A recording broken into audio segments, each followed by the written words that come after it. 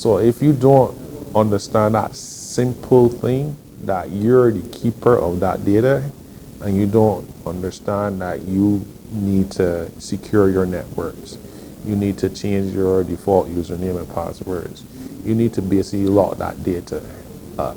The same way how you will lock your door when you're leaving home so that a burglar don't just walk in and steal all your stuff is the same principle for cyber. Don't let cyber attacks add to your stress.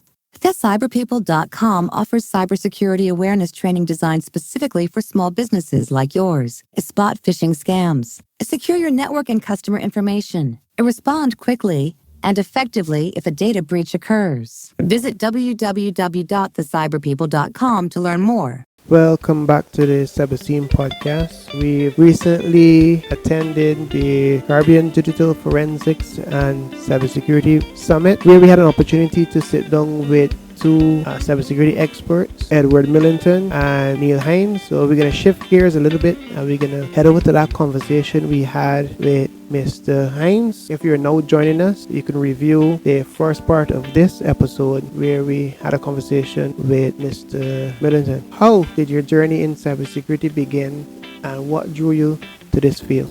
Well, my journey in cybersecurity began over 16 years ago when I was a law enforcement officer in the Royal Barbados Police Force. During that time, we had a child pornography case which kind of went on the internet without the knowledge and without the permission of the persons, and then one or two of the persons were actually minors at the time. During that time, there was no cyber laws, there was no internet laws, there were no laws pertaining to computer misuse, etc. And then as a result, when we found those perpetrators, they were kind of like slap on the wrist for the incident and the crime that occurred. So fast forward 4 or 5 years after, I was in an organization where kind of allowed the process for the creation of digital forensics and cybersecurity to start being implemented in Barbados. And by extension with that organization, because that organization basically was an international organization, we were able then to establish the same digital forensics across the 7 Caribbean islands.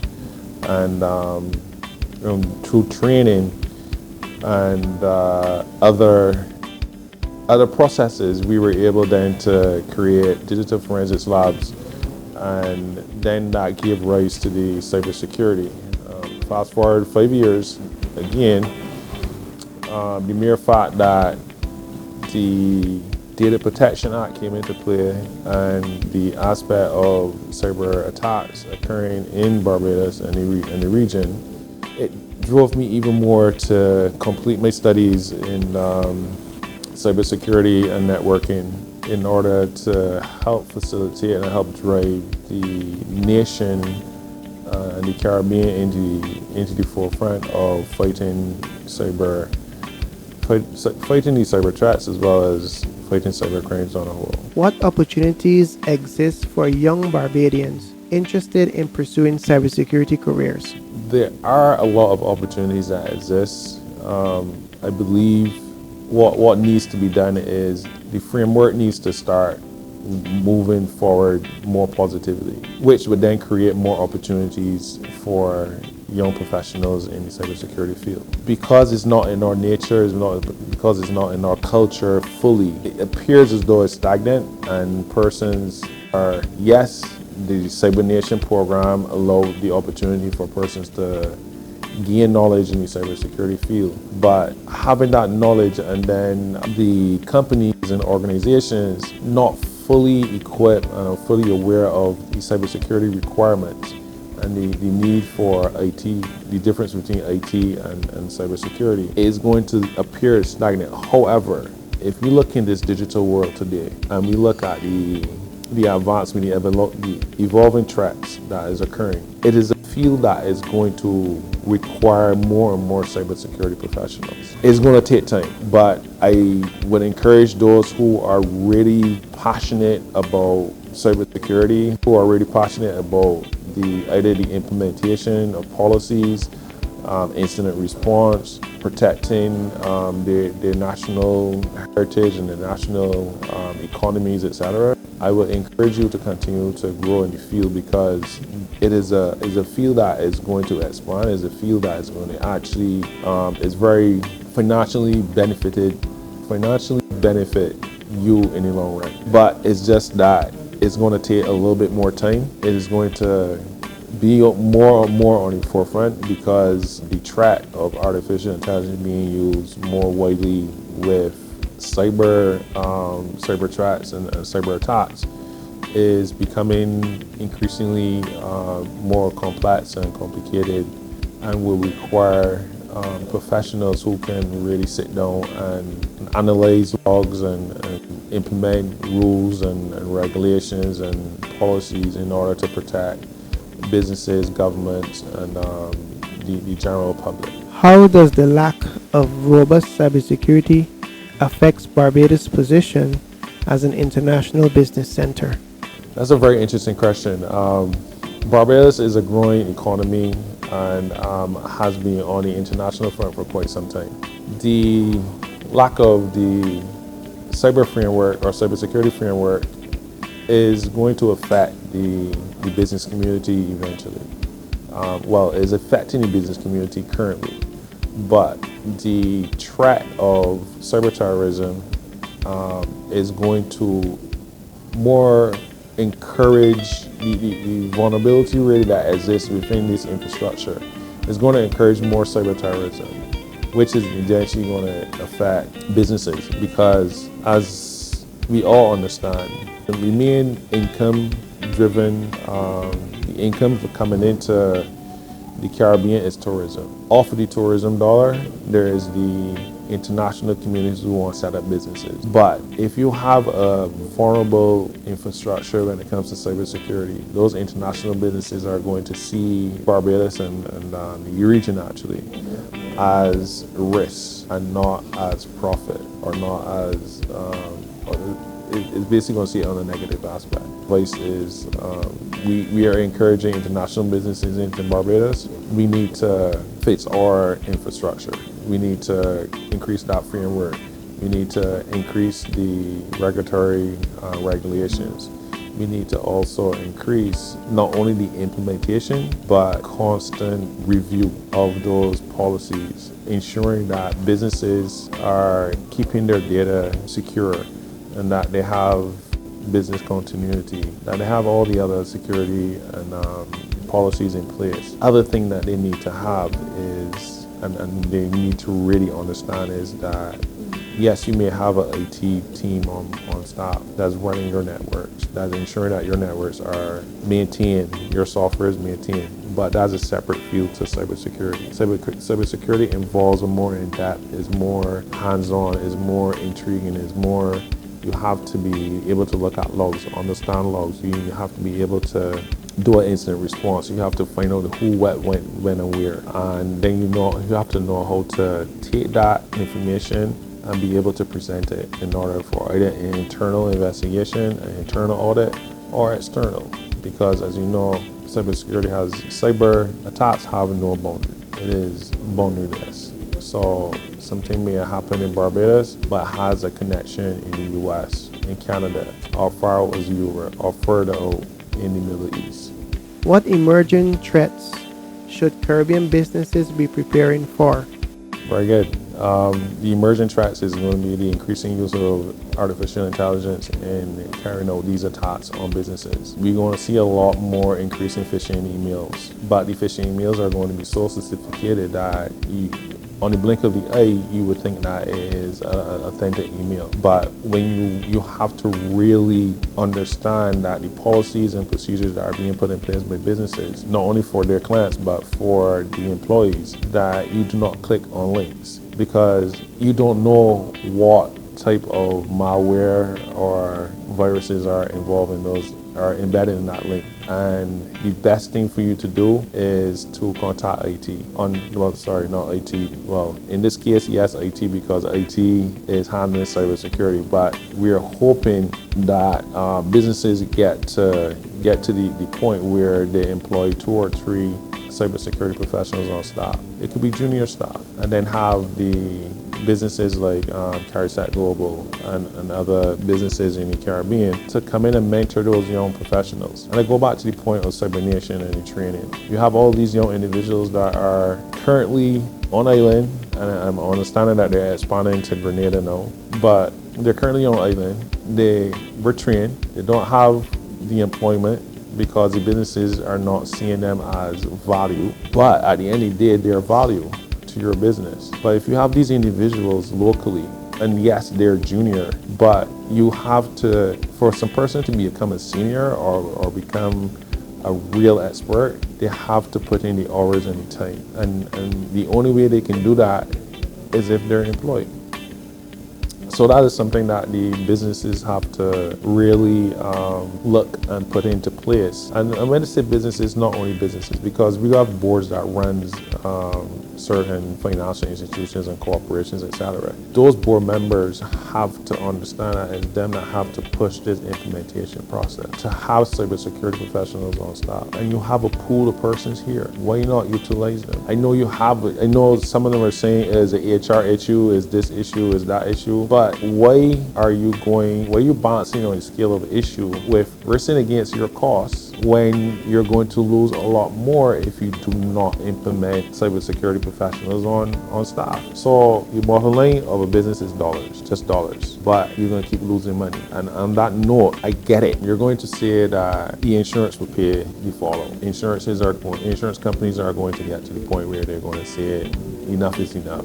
You have to implement these things. So the emerging tracks, I know it kind of went a little bit of a ways off, but the emerging tracks is going to be increasing use of AI to institute these attacks. The other tracks that are going to be coming out, basically from what I'm reading and what I'm understanding, is that deepfake, again, using AI. So we have to understand persons are going to be impersonating CEOs, etc. You also have to understand that threat actors are from different regions. They attack different areas, but they're all working together. So the police works 24 hours, the threat actors work 24 plus hours, and it's going to be plus more with the use of AI. How do you envision the future of cybersecurity in Barbados over the next 5 to 10 years? I would envision it to becoming cyber resilient only on the premise that government, people, and people I mean not the organizations, not the boards, but the general public understand that this fight is not a one-man show. The onus is not only on the government. The onus is on every single living human being today to understand that you have to be cyber aware. You have to understand that you're the keeper of that personal data. So if you don't understand that simple thing, that you're the keeper of that data, and you don't understand that you need to secure your networks, you need to change your default username and passwords, you need to basically lock that data up. The same way how you will lock your door when you're leaving home so that a burglar don't just walk in and steal all your stuff, is the same principle for cyber. Once we get this education out, especially to the general public, on a continuous basis, not only when there's a cyber incident, next 5-10 years down the road, Barbados will be cyber resilient. But it can't happen overnight, and it cannot happen with just government implementing and forcing procedures. People have to understand, again, when I say people, the general public have to understand, you are the gatekeeper. You have to protect your data. And if you can't protect your data, then you're putting yourself in a vulnerable risk. And just don't depend on government to do it, or don't depend on an organization to protect it. You're the one who has to protect it. So by that, I'm saying, if you're going to be giving your information to a company, you have to ask the question, How are you safeguarding my information? Do your own research. And if you don't feel comfortable with them safeguarding your personal information, tell them no, you're not having it. And state why no, because you have to know your rights. And if a company is not going to ensure or show you, okay, we are doing encryption or we have policies in place, etc., then your data is not safe. I know I can get leaks with this, but as I said, you have a right to protect your data because the data belongs to you. Now, all of us again go on Instagram and all these social media platforms. We just do everything and we just give everything out. We need to understand that as well. What you post online is going to be online forever. So don't post it online if you don't want it online forever. Understand that you have ways and means of posting safely online, but again, it comes through education. And that's one of the critical roles that people need to know. The general public needs to be educated. Don't only depend on government. You have YouTube videos. Safely search on the internet for videos on how you can protect yourself. Safely search online how you can change your username and password. Ensure that you are protecting your internal security in terms of your internal networks. Ensure that you teach your youth inside your premises. Don't give up my username and password for the internet. Practice safe online viewing content. Practice safe online connections with these games that everybody is crazy about, because there are hidden threats within those games, and all of that comes with education, as I said, but it has to start from the individual. Yes, government has a major role to play. Organizations have a major role to play. Boards have a major role to play. But in the individual itself have that major role also to play in protecting their own data. And I don't know if you have any insight, but can you answer this next question? Will a compliance entity be established involving government and organizations to regulate data storage? That's a very good question. And there is the Data Protection Commissioner, which is supposed to enforce the Data Protection Act, enforce certain aspects, do audits on companies and organizations, but the enforcement of these policies and these draft legislations, etc., again, is a lack within the government and within the Data Commissioner. Because I remember a couple years ago, I walked into an educational institution, and I'm just drawing a reference to what I saw. When I walked in, it was in the accounts department, and laying on the table was a document with the name, the address, the ID number, and a receipt number of a transaction with persons entering that educational institution. That is a clear lack of understanding that that data should not be just lying on a table. Now, this is where your data commission comes into play, especially robustly going out to all of these organizations and ensuring that they're adhering to the policies of the data protection. It's not only a local effect that is really hurting, it's an international effect, because under the GDPR, any entity has to ensure that our data is protected. So in the reference of the driver's license, when you're doing transacting business, again, you have to prove your identity, yes. But when you prove that identity, where is that data stored? So the data commissioner has to ensure that wherever that data is being stored, that data is being encrypted and is following the policies according to the NIST standards, etc. The other thing is hotels.